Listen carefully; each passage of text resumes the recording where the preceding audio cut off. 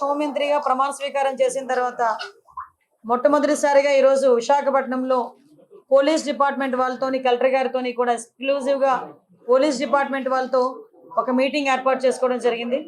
ఈ మీటింగ్లో commissioner of police, collector గారు, అదేవిధంగా డీసీపీలు, ఏసీపీలు, కొంతమంది సిఐలు షార్ట్ టైంలో నేను వాళ్ళకి చెప్పడం జరిగింది. వాళ్ళందరూ కూడా రావడం జరిగింది. ఎస్పెషల్లీ ఈరోజు లా అండ్ ఆర్డర్ విషయంలోని కానీ, అదేవిధంగా గాంజా స్మగ్లింగ్ విషయంలో కానీ, డ్రగ్స్ విషయంలో కానీ వైజాగ్ పోలీసులు తీసుకుంటున్న చర్యల గురించి, అదేవిధంగా రాబోయే కాలంలో వాళ్ళు తీసుకోబోయే చర్యల గురించి, అట్ ద సేమ్ టైం పోలీసుల కష్టాల గురించి కూడా తెలుసుకోవడానికి ఈరోజు ఒక మీటింగ్ పెట్టుకోవడం జరిగింది. ఈ మీటింగ్లో చాలా విషయాలు మేమందరం కూడా చర్చించుకోవడం జరిగింది. అయితే విషయం ఏంటంటే, ఈ 5 సంవత్సరాల కాలంలో ఆంధ్రప్రదేశ్ అన్నది గంజాయి హబ్గా మారిపోయిందన్న సంగతి మనందరికీ కూడా తెలిసింది. డ్రగ్స్ హబ్గా మారిపోయిందన్న సంగతి మనందరికీ కూడా తెలిసింది. ఎందుకంటే హోమ్ మినిస్టర్ అన్న వ్యక్తి ఉన్నారో లేదో తెలియదు. ఏ రోజు కూడా గంజాయి గురించి కానీ, డ్రగ్స్ గురించి కానీ ఒక రివ్యూ చేసిన సందర్భం రాలేదు.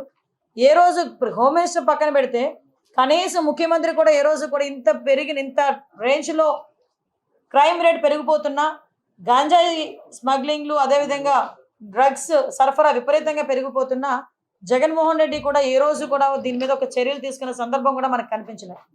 అయితే ఈరోజు ఒక రెస్పాన్సిబుల్ చీఫ్ మినిస్టర్గా చంద్రబాబు నాయుడు గారు కానీ, మంత్రులుగా ఉన్న మేం కానీ, ఎమ్మెల్యేస్గా ఉన్న మిగతా ఎమ్మెల్యేస్ కానీ ఈరోజు పర్టికులర్గా ముఖ్యంగా విశాఖపట్నం లాంటి ఒక బ్యూటిఫుల్ సిటీలో ఈ గంజాయి అన్న దాని మీద ఉక్కుపాదం మోపాలి అన్న కాన్సెప్ట్ మీద ఈరోజు మేము చర్యలు తీసుకోవడానికి సిద్ధపడ్డాం. ఎందుకు ఇది ఇమీడియట్గా మీరు ఎందుకు టేకప్ చేశారు మేడం గారు అని మీరు అనుకోవచ్చు. ఎందుకంటే నిన్న నేను కొంతమంది మా ఎమ్మెల్యేస్ అందరి ఇంట్లోకి వెళ్తా ఉంటే జనరల్ పబ్లిక్ నా దగ్గరికి వచ్చి మాట్లాడారు. మేడం గాంజాని అరకట్టండి, చాలా ఇబ్బందులు పడుతున్నాం. టీచర్స్ నాకు ఫోన్లు చేశారు. గవర్నమెంట్ స్కూల్స్ దగ్గర 5th క్లాస్ 6th క్లాస్ చదువుతున్న పిల్లలు కూడా గంజాయి తీసుకుంటున్నారు. అంటే గంజాయి అంత విచ్చలవిడి అయిపోయింది, విపరీతంగా వైజాగ్లో దొరుకుతోంది. ఒక ఎమ్మెల్యే స్థాయిలో ఉన్న ఒక వ్యక్తి ఏమని చెప్పాడంటే, గంజా వైజాగ్లో ఈవినింగ్ పూట ఆఫ్టర్ 8 కొన్ని ప్లేసెస్కి వెళ్ళడానికి మేము భయపడుతున్నాం. కొన్ని ప్లేసెస్లో ఎస్పెషల్లీ గంజాయి బ్యాచ్ ఉంటున్నారు, వాళ్ళు మా మీద తిరగబడుతున్నారు, కొడుతున్నారు, చంపుకోవడానికి కూడా సిద్ధపడుతున్నారు. ఎంత మేరకు క్రైమ్ రేట్ పెరిగిపోయిందంటే, ఎంతో ప్రశాంతమైన విశాఖపట్నంలో హత్యలు వింటున్నాం, నడి రోడ్డు మీద నరుక్కోవడం విన్నాం. సో ఇటువంటి సిచ్యువేషన్ అన్నిటిని అరికట్టాలంటే మూలాల్ని మనం వెతుక్కోవాలి. మూలాలైన ఈ గంజాయిని, అదేవిధంగా డ్రగ్స్ని కంట్రోల్ చేసే పరిస్థితి మనకి రావాలి. ఈరోజే గంజాయి గురించి, డ్రగ్స్ గురించి మాట్లాడుతున్నప్పుడు అనేకమైన ఇష్యూస్ నాకు బయటపడినాయి. అంటే నేను అంటానంటే ఎక్కడ ఈ గ్యాప్ నడుస్తుంది, మనకి సోర్సెస్ కట్ అయిపోయాయని అఫీషియల్స్ చెప్తున్నారు. సోర్సెస్ కట్ అయిపోయినా కూడా రోజు రోజుకి ఎందుకు ఈ డ్రగ్స్ కేసెస్ కానీ, గంజాయి కేసెస్ కానీ పెరుగుతున్నాయి? మీకు తెలుసా, ఈరోజు వాళ్ళు ఇచ్చిన రిపోర్ట్ ప్రకారం చూస్తే 1252 మంది ఈ రోజుకి జైల్లో ఉన్నారు. డ్రగ్స్ మన గంజాయి కేసులో పట్టుబడిన వాళ్ళు ఆంధ్రప్రదేశ్లోనే మొట్టమొదటిగా. మిగతా జిల్లాలన్నీ కలిపి 385. అంటే వైజాగ్లో గంజాయి సరఫరా ఎంత దారుణంగా జరుగుతుందో మీరు అందరూ అబ్జర్వ్ చేసుకోవచ్చు. ఇది నేను డిపార్ట్మెంట్ వాళ్ళు ఇచ్చిన నోట్. ఇది నాకు నిజంగా ఆశ్చర్యం అనిపించింది. నోట్ చూస్తే 1230 మంది ఆల్రెడీ జైల్లో ఉన్నారు. మొత్తం ఏంటి, మన ఒక విశాఖపట్నం జిల్లా, మిగతా జిల్లాలు అన్నీ కలుపుకొని 385 మంది. ఇది రిపోర్ట్ పోలీస్ డిపార్ట్మెంట్ వాళ్ళు ఇచ్చింది. అంటే ఎంత మేరకు మనకి ఇక్కడ గంజాయి అన్నది సరఫరా అవుతుందో తెలుసు. మనం ఎంత దారుణమైన సిచ్యువేషన్ అంటే, గంజాయి ఈ రోజు వరకు నిర్మూలన చేయడానికి 5 సంవత్సరాల కాలంలో కనీసం ఒక రివ్యూ కూడా పెట్టలేదంటేనే విచ్చలవిడితనం ఎక్కడ పెరిగిందో మనకు అర్థమవుతుంది. ఆఖరికి వైఎస్ఆర్సీపీ నాయకులు కూడా గంజాయిలు అమ్ముకోవడంలోని, గంజాయి వ్యాపారంలోని ఇన్వాల్వ్ అయిపోయారు. కాబట్టి వాళ్ళు అసలు దీని మీద కనీసం దృష్టి పెట్టలే. ఏమంటే చింతపల్లి నుంచి, జీమాడుగల్ నుంచి, అటువైపు నుంచి, అదేవిధంగా మనకి ఒడిశా నుంచి, ఇలాంటి మల్టిపుల్ ప్లేసెస్ నుంచి మనకి గంజాయి సరఫరా అవుతుంది. మనకి ఎన్ని చెక్ పోస్టులు ఉన్నాయండి అని డిపార్ట్మెంట్ వాళ్ళని అడిగితే 3 చెక్ పోస్టులు ఉన్నాయని చెప్పి. 3 చెక్ పోస్టులు ఉన్నాయి. ఎందుకు రాదండి లోపలికి? మనకి వైజాగ్కి ట్రాన్స్పోర్టేషన్ ఎక్కువ, ఇటు ట్రైన్స్ కానీ, ఇటు ఫ్లైట్స్ కానీ, రోడ్ ఫెసిలిటీస్ ద్వారా వ్యాన్లు, మిగతా అన్ని, దాంట్లో ఈవెన్ 2 వీలర్, ఆఖరికి అమెజాన్లో కూడా పెట్టుకొని అమ్మేసుకుంటున్నాడండి డ్రగ్స్ని. కర్రీ లీవ్స్ అని పేరు చెప్పుకొని అమ్మేసే పరిస్థితి కనిపిస్తూ ఉంది. నిజంగా ఇది మనం చాలా సీరియస్గా తీసుకోవాల్సిన ఇష్యూ. అంటే అంత క్రిటికల్ సిచ్యువేషన్లో ఈరోజు వైజాగ్ పరిస్థితి ఉంది. నేను ఎందుకు దీని మీద ఇంకా ఛార్జ్ తీసుకోకుండానే నేను రివ్యూ పెట్టానంటేనే ఒకసారి దీని సీరియస్నెస్ ఏంటన్నది ఆలోచించండి. నేను ఇంకోటి కూడా చెప్పాను, టాస్క్ ఫోర్స్ ఏర్పాటు చేయండి. ఈ రోజు నుంచే టుడే ఆన్వర్డ్స్ ఆఫ్టర్ 8:39 గుంపులుగా పిల్లలు ఎవరైనా ఉన్నా, గంజాయిలు తీసుకుంటున్నట్టుగా రోడ్డు పక్కన ఉన్నా, చీకట్లో ఉన్నా, మీకు నచ్చిన పని చేయండి అని పోలీసుల వాళ్ళకి నేను క్లియర్ ఇన్స్ట్రక్షన్ ఇచ్చాను. అట్ ద సేమ్ టైం ఈరోజు కొంచెం మరీ ఇంకోటి విషయం ఏంటంటే, స్మెల్ డిటెక్ట్ చేయాలి. వీళ్ళు డిటెక్ట్ చేయాలి ఈ గంజా ఎక్కడుంది ట్రాన్స్పోర్టేషన్ టైంలో. స్మెల్ డిటెక్ట్ చేయడానికి రెండు ఉన్నాయి డాగ్స్. రెండు. అసలు నిజంగా ఈ రాష్ట్రాన్ని ఏమి చేసేద్దాం అనుకున్నారు ఈ 5 సంవత్సరాలు? నాకు అర్థం కాల. 2 డాగ్సా?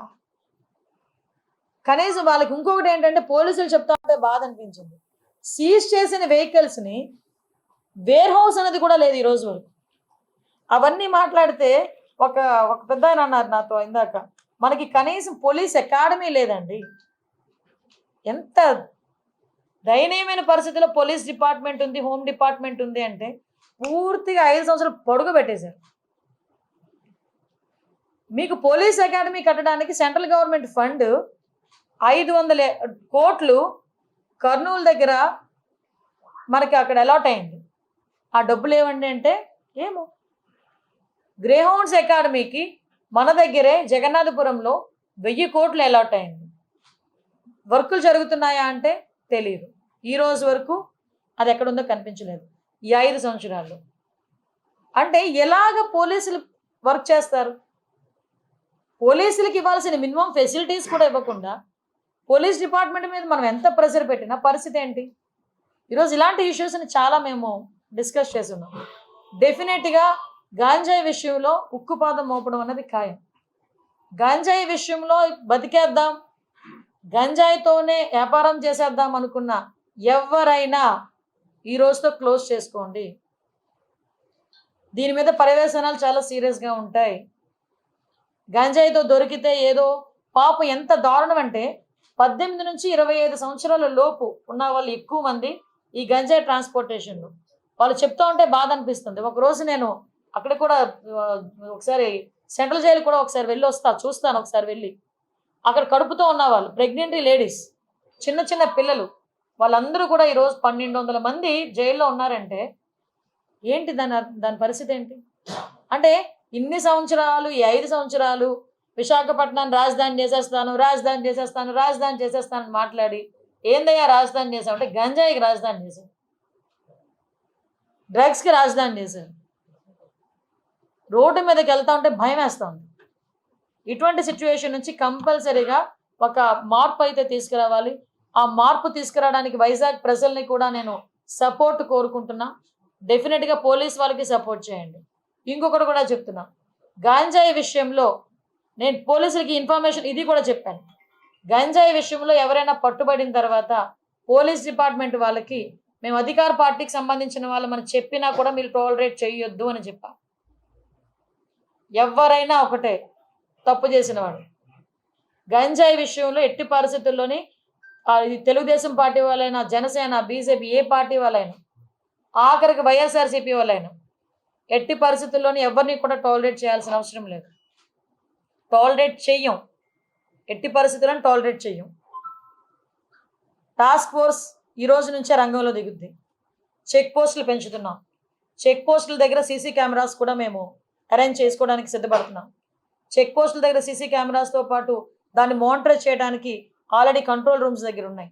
కాకపోతే నాకు ఎంత బాధ అనిపిస్తుందంటే ఇవన్నీ మేము చేయగలమని వాళ్ళు చాలా కాన్ఫిడెంట్గా చెప్పారు పోలీసు.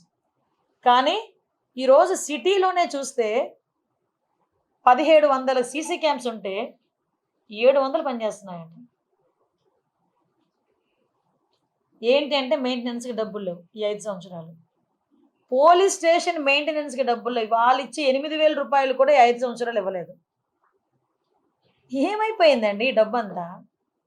ప్రతి నెల 8000 రూపాయలు వాళ్ళకి వచ్చే మెయింటెనెన్స్, అంటే ఆ స్టేషనరీకనో దేనికనో ఖర్చులకనో దేనికనో వెళ్తే దానికి కూడా 8,000 రూపాయలు కూడా ఈ రోజు వరకు లేవు. ఏఆర్ ఎవరైనా వాళ్ళని విఆర్లో పెడితే పని చేయించుకుంటారు కానీ జీతాలు ఎవరు పోలీసులకి. ఈ 5 సంవత్సరాల దుస్థితి అది పోలీసుల దుస్థితి. నేను ఛాలెంజ్గానే తీసుకుంటున్నా, డెఫినెట్గా నేను ఛాలెంజ్గానే తీసుకుంటున్నా. ఎందుకనంటే ఈ రోజు వరకు ఆర్లో పోలీస్ స్టేషన్లో ఒకసారి మీరు చూస్తే షెడ్లు వేసుకొని ఉన్నారండి.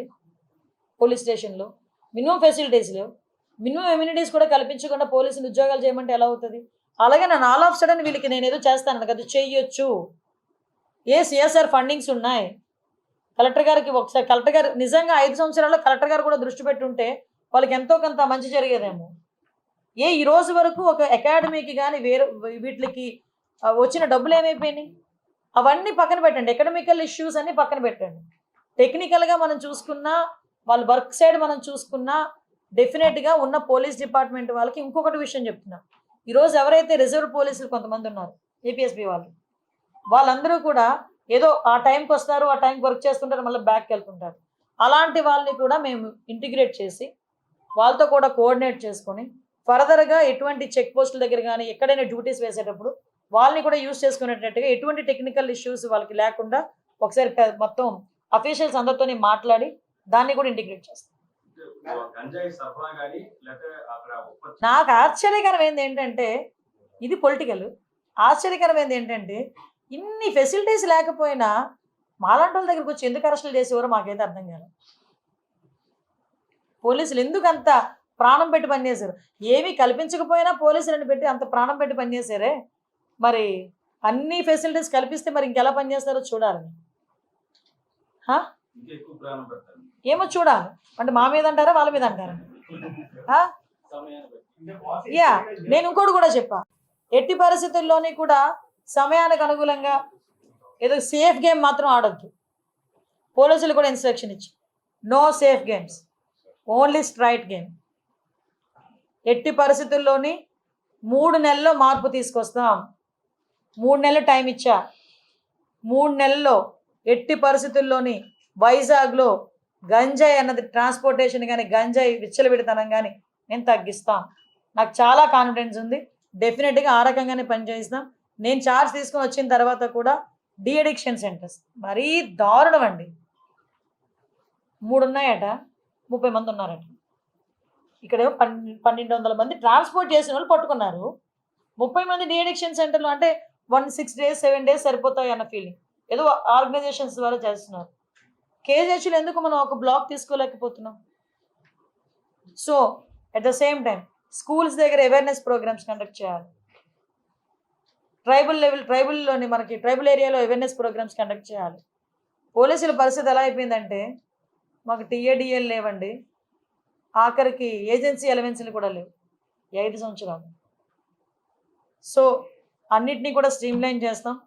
అట్ ద సేమ్ టైం ఇంకోటి కూడా చెప్పాను, ఏదైతే మహిళా రక్షణ విషయంలో ట్రాఫిక్ పోలీసులు కూడా చాలా అప్రమత్తంగా ట్రాఫిక్ని ఎంతైతే మీరు కంట్రోల్ చేస్తారో స్కూల్ ఏరియాస్లో, స్కూల్ జోన్స్లో ఈవ్ టీజింగ్ మీద కూడా అంతే దృష్టి పెట్టండి. ఈవ్ టీజింగ్ చేసే వాళ్ళని కూడా మీరు ఎట్టి పరిస్థితుల్లో వదిలిపెట్టే ప్రసక్తి లేదు. అవన్నీ కూడా మేము చాలా క్లియర్గా చర్చించుకున్నాం. నాకైతే పూర్తి నమ్మకం ఉంది, ఎలాగైనా ఎట్టి పరిస్థితుల్లోనైనా ఈ గంజాయిని స్టెప్ బై స్టెప్ మేము ఎట్టి పరిస్థితులు అరికడతాం. క్రైమ్ రేటు కూడా ఎట్టి పరిస్థితి తగ్గుతుందని నమ్మకం అయితే నాకుంది. దానికి అనుగుణంగానే అఫీషియల్స్తో కానీ అదేవిధంగా చంద్రబాబు నాయుడు గారితో కానీ డిస్కస్ చేసి వాళ్ళకి కావాల్సిన ఫెసిలిటీస్ కూడా కల్పించడానికి నేను చర్యలు తీసుకుంటాను. చెప్పాను కదండి, ఫస్ట్ థింగ్ సోర్స్ని కట్ చేయాలి. సోర్స్ని కట్ చేయాలంటే ఆల్రెడీ వీళ్ళు శాటిలైట్ వ్యూస్ తీసుకుంటున్నారు డ్రోన్స్ పెట్టి. ఎక్కడైతే ఉందో ఆ డ్రోన్లో ఏదైతే మన పెస్టిసైడ్ ఏదైతే ఉందో, ఆ పువ్వు చచ్చిపోయే పెస్టిసైడ్ ఏదైతే ఉందో దాన్ని కూడా పిచికారీ చేసే పరిస్థితి, అది కూడా దాంట్లోని మనం ఎంతో కొంత దాన్ని అక్కడ స్టాప్ చేయడం. మనకి ఇక్కడ లేకపోయినా ఒరిస్సా నుంచి వాటి నుంచి వస్తుంది. సో ఒరిస్సా గవర్నమెంట్కి కూడా యాజ్ ఏ హోమ్ మినిస్టర్ నేను ఒక లెటర్ కూడా పెడతాను, అక్కడ పోలీస్ డిపార్ట్మెంట్ వాళ్ళని సహకరించమని, వీలైతే వాళ్ళకి మనకి ఒక కోఆర్డినేషన్ కలిపి ఒక మీటింగ్ పెట్టమని, అక్కడ నుంచి కూడా సరఫరా స్టాప్ చేయడానికి. తీరా ఇక్కడికి వచ్చిన తర్వాత సరఫరా కూడా జరిగేటప్పుడు వ్యాన్స్, కంటైనర్స్ తీసుకెళ్ళిపోతున్నారండి. వీళ్ళు ఎంత టెక్నాలజీ యూజ్ చేస్తున్నారంటే ఆ స్మెల్ కూడా రాకుండా ఆ ప్యాకింగ్ కూడా చాలా డిఫరెంట్గా చేస్తారట ప్యాకింగ్. సో మేము కూడా ఏమనుకున్నామంటే ఇందాక మేము మాట్లాడుకున్నాం చాలామంది కొంత ఒక టెక్నాలజీని కూడా యూజ్ చేసుకుని ఫర్దర్గా అంతా ఒకేసారి మీకు చెప్పిన మేడం ఏంటి గాల్లో మేడలు కడతాంది అనుకుంటారు, కానీ గాల్లో మేడలు కాదు, భూమి మీద మేడే కడతాం డెఫినెట్గా. కంపల్సరీగా వాట్ ఎవర్ మేము అనుకున్నట్టు చేయడానికి సిద్ధంగా ఉన్నాం. వెరీ ఛాలెంజింగ్ గేమ్ ఇది, చేస్తాం. ఎస్పెషల్లీ గంజాయికి టాస్క్ ఫోర్స్ అనేది ఏర్పాటు చేస్తున్నామండి. ప్యాటర్న్ ఏంటంటే ఇప్పుడు ఆల్రెడీ ఇప్పుడు మనకి నైట్ అయ్యేసరికి చాలా మంది ఈ గుంపులుగా చేరటాలు, గంజాయి తీసుకోవడాలు రోడ్ల మీద నేను చాలా సందర్భాల్లో చూశాను. ఎక్కువ నేను పాయకరపేట నుంచి వచ్చేటప్పుడు కానీ జర్నీస్ చేసేటప్పుడు కానీ చూసుకుంటే ఒక చిన్న చిన్న గట్ల మీద గ్రూప్ ఆఫ్ పీపుల్ కూర్చోవటం, ఆ వచ్చే వాళ్ళు వచ్చే వెహికల్స్ని ఆపడం, చైన్ స్నాచింగ్స్ ఇవన్నీ కూడా చాలా ఎక్కువగా జరుగుతున్నాయి. సో సిటీ సరౌండింగ్స్ అంతా కూడా ఆ అలర్ట్నెస్ అనేది క్రియేట్ చేయాలి ఫస్ట్. అంటే ఈ గుంపులుగా కూర్చొని రోడ్ల మీద కూర్చొని గంజాయి తాగేది, రోడ్ల మీద వాళ్ళు వీరంగం చేసేది, రోడ్ల మీద వెళ్ళే పాసెంజర్స్ని ఆపేది, ముందు అలాంటివన్నీ కొంచెం ఉన్నవి కంట్రోల్ అవ్వాలి. దానికి కంట్రోల్ అవ్వడానికి ముందు టాస్క్ ఫోర్స్ అనేది పనిచేస్తుంది. ఒకటి ఏంటంటే భయం క్రియేట్ అవ్వాలి, రెండు వాళ్ళకి లైవ్లీహుడ్ కావాలి. ఈరోజు గంజాయి ఎందుకు పండిస్తున్నారు? వాళ్ళు గిరిజనులు, అందరూ కూడా అమాయకులు. వాళ్ళు గిరిజనుల చేత పండిస్తున్నారు. వాళ్ళు కొంతమంది పెట్టుబడి పెడుతున్నారు, వెళ్ళి ఎకరాకి 1 లక్ష ఇస్తాను, ఎకరాకి 2 లక్షలు ఇస్తాను అని వాళ్ళ చేత పండిస్తున్నారు. ఆ తాలూకా దాని రెస్పాన్సిబిలిటీ అంతా పాపం ఆ గిరిజనులు భరిస్తున్నారు. రేపు పొద్దున ఎవరైతే పెట్టుబడి పెట్టాడో వాడు దొరకడు, మనకి ఎవరు దొరుకుతాడో అక్కడ ఎవరైతే పండిస్తున్నాడో వాడు దొరుకుతాడు పోలీసులు వెళ్తే. సో అటువంటి సిచ్యువేషన్స్ లో వాళ్ళకి మనం కొంచెం మోటివేట్ చేయాలి, అవేర్నెస్ క్రియేట్ చేసి ఆటోమేటిక్ ఇప్పుడు ఏదైతే కొంత మేరకు ఈ టర్మరిక్ అని జింజర్ అని నేను అదే అడిగాను, వాట్ అబౌట్ కాఫీ ప్లాంటేషన్ అన్న. ఎందుకంటే మాక్సిమం ఈ వ్యవసాయం కూడా కోడి వ్యవసాయంలో చేస్తారు. ఈ వాల్స్ మనకి కొండ హిల్స్ కి సంబంధించిన స్లోప్స్ లోనే జరుగుతుంది ఎక్కువ. ఈ స్టెప్ బై స్టెప్ అది కోడి వ్యవసాయం అంటారు. ఆ కోడి వ్యవసాయంలో జరుగుతుంది ప్రొడక్షన్ ఆఫ్ మూమెంట్. థర్డ్ కూడా ఏంటంటే భూములు కబ్జాలు కాకూడదు.